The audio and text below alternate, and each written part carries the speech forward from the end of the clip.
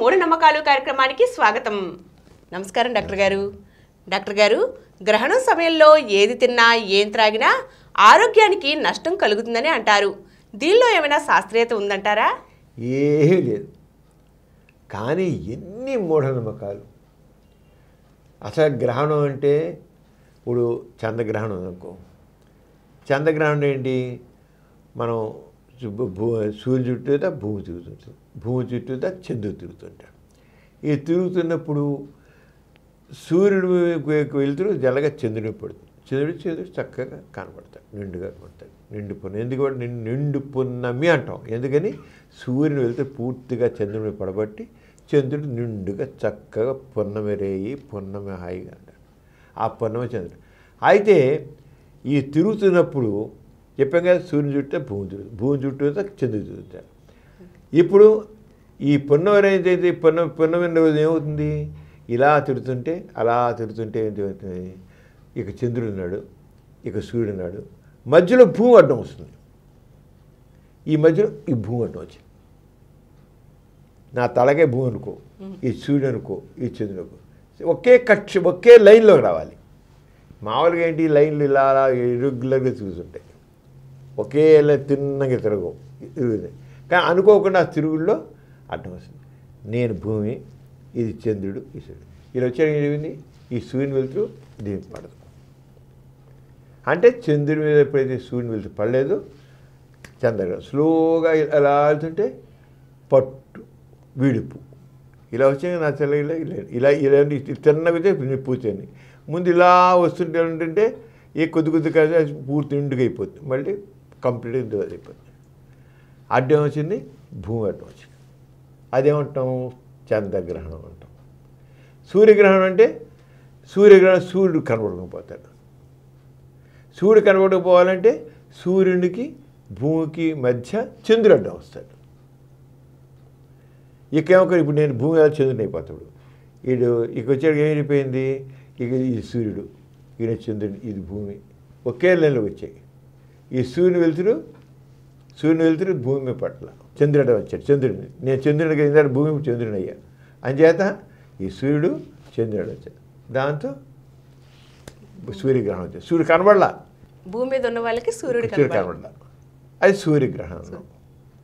అడ్డం ఒకే లైన్లోకి వస్తే ఇది మామూలుగా. కానీ ఎప్పుడుండే సూర్యుడే, ఎప్పుడు భూమే, ఎప్పుడు చంద్రుడే. అడ్డం రావడం వల్ల కనబడకుండా పోయాయి. చాలా సింపుల్. కానీ ఎన్ని కథలు.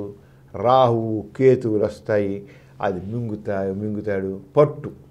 సూర్యుని మింగుతుంటే ఆ మింగుతాడు, దాంట్లోంచి ఆ రాహు కేతువులు విష సర్పాలు, ఆ సర్పాల కూరలోంచి విషం బయటకు వస్తుంది. అప్పుడు మనం ఏం తాగినా ఏం తిన్నా అది విషతుల్యం అవుతుంది. దానివల్ల మనకి కడుపులో ఆహారం అరగదు, కడుపులో నొప్పి వస్తుంది, వాంతులు అవుతాయి, ఇంకోటి చెప్తాడు. అరే రావుకేతులు ఎక్కువ ఉన్నాయి అంత విషయం. సూర్యుడు మింగడం ఒక సూర్యుడు అగ్నిగోళము. ఇంత పిల్లాన్ని అడిగా చెబుతాడు అగ్నిగోళం. వీడు మింగుతాయా? వీడి కూరలోంచి ఆ విషయం చెప్పేబడిన విచిత్రం ఏంటంటే ఎంత మూర్ఖత్వం అంటే మనిషి తన మేధస్సుని ఎలా తాకడి పెడతాడంటే మౌఢ్యానికి. సరే ఇంట్లో నీళ్ళన్నీ పారబోసేస్తాడు, ఎందుకని ఆ నీళ్ళు పడితే ఉందని. తర్వాత ఏం చేశాడు? ఆ చెరువులోంచో, నూతులోంచో, నదుల్లోంచో, కాలువలోంచో ఆ నీళ్ళే తవ్వుతాడు. మరి అంత నీళ్లు ఇంట్లో పెట్టిన నీళ్ళలో పడితే మనం ఎక్కడో కడుపు పాడవుతుందని చెప్పి జ్ఞానం అయిపోయాక బయట నుంచి తెలుసు ఆ నీళ్ళ నుంచి కలుషితం అవ్వలేదా? దాంట్లో పడలేదా ఈ రాహుకేతుల ఒక విషయం? ఆ విషతుల్యం కాలేదా? ఇంట్లో నీళ్ళే అవుతాయి అలాగా? ఏమిటి అసలు ఈ మూర్ఖత్వం, మౌఢ్యం? మనిషి అసలు ఆలోచించకుండా ఉండేది. గ్రహణాల గురించి రాహుకేతులు లేవు చెప్పుకున్నా కదంతా చెప్పుకున్నా కదా. అలాగే సూర్యగ్రహణం రోజున గర్భిణీ స్త్రీలు బయట తిరిగినట్లయితే వాడికి పుట్టి గర్భంలో ఉన్న పిండాలకి అంగవైకల్యం వస్తుందంటారు. ఎందుకంటే పూర్వకాలది రాహు కేతులు వ్యవహారాలు ఈ చెత్త కబుర్లు ఉంటాయి. ఆ విషయం ఆహారం ఇదంతా అమ్మాయి గర్భిణీ స్త్రీ ఆ టైంలో బయట రాకూడదు, ఆ టైంలో ఎక్కువ ఇవ్వకూడదు, ఏం తినకూడదు, తింటే అవన్నీ విషతులు అయిపోయి గర్భస్థితి పాడైపోతుంది.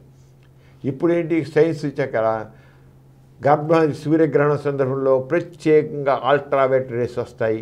ఈ అల్ట్రావైట్ రేస్ వచ్చేసి గర్భశిశువుకి నష్టం కలిగిస్తాయి, పుట్టే పిల్లకి అంగవైకల్యం వస్తాయి, తొర్రిపి వస్తుంది అంటే గ్రహణం మొర్రి అంటారు. ఏంటి పుట్టుకలో నా ఇది డిఫెక్ట్, ఇది పుట్టుకలో జెనెటిక్గా వచ్చే డిఫెక్ట్స్ అయ్యి అంగవస్థ అని చెప్తారు.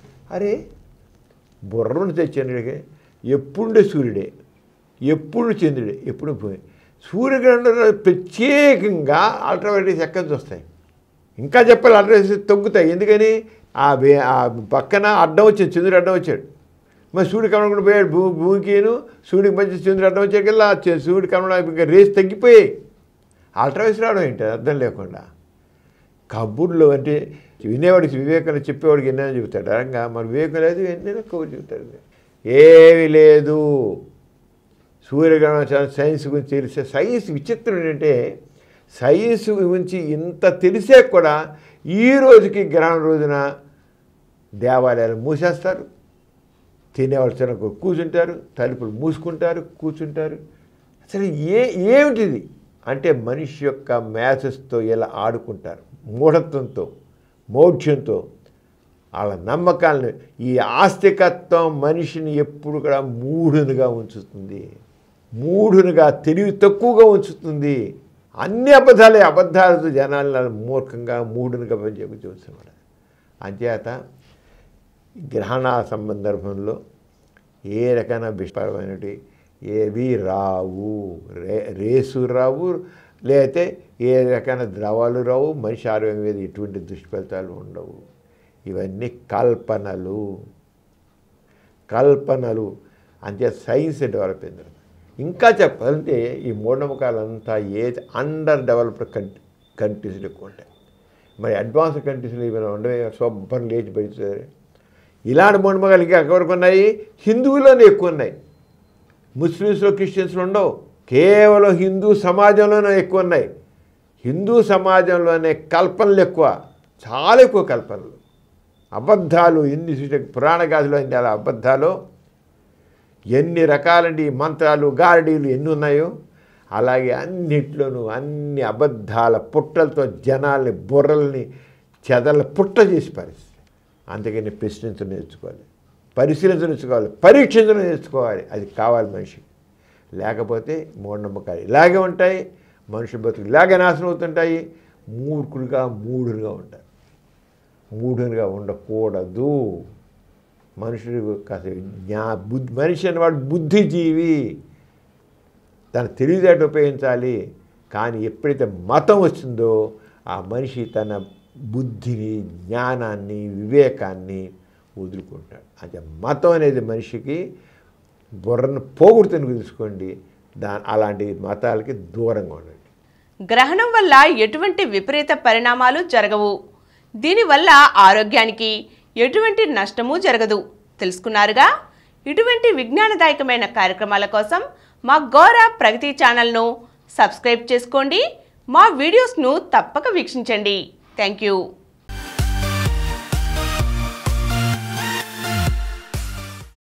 ఈ కార్యక్రమం మీకు ఎంతో నచ్చింది కదా? ఇటువంటి మరిన్ని వీడియోల కోసం అనతి కాలంలోనే 20 కోట్ల వ్యూస్ సాధించిన డాక్టర్ సమరం మల్టీ ఛానల్ నెట్వర్క్ సమర్పించు గోర ప్రగతి ఛానల్కు సబ్స్క్రైబ్ చేయండి, లైక్ చేయండి, మీ ఫ్రెండ్స్కి షేర్ చేయండి. అలాగే ప్రక్కనున్న గంట సింబల్ని ప్రెస్ చేయడం మర్చిపోకండి. Please download Samaram multi-channel app and watch your favorite channels from your mobile. App available on Google Play Store and subscribe to the channels.